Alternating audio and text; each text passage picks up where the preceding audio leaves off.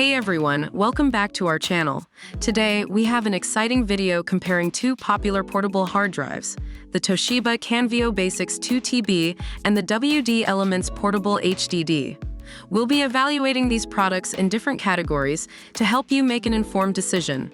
If you enjoy this video, don't forget to hit the like button, leave a comment, and subscribe to our channel for more tech reviews. Let's jump right into it.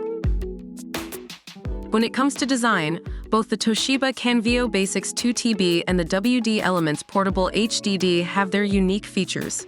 The Canvio Basics offers a sleek profile with a matte, smudge-resistant finish, giving it a modern and stylish look. On the other hand, the WD Elements Portable HDD comes in a small and lightweight enclosure, making it the ideal companion for users on the go.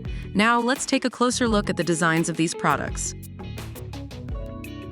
When it comes to compatibility, both products offer USB 3.0 and USB 2.0 compatibility, ensuring high-speed data transfer. However, it's important to note that the Toshiba Canvio Basics requires reformatting for macOS, while the WD Elements Portable HDD is plug-and-play ready for Windows PC. If you're a Mac user, keep this in mind before making your decision. Let's move on to the next category. Now let's talk about storage capacity.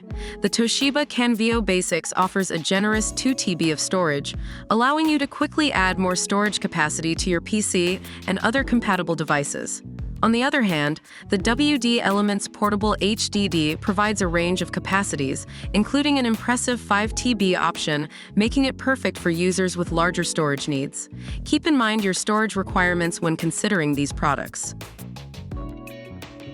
That brings us to the end of our comparison between the Toshiba Canvio Basics 2TB and the WD Elements Portable HDD. Both products have their own strengths, so it ultimately depends on your specific needs and preferences. We hope this video has helped you make a more informed decision.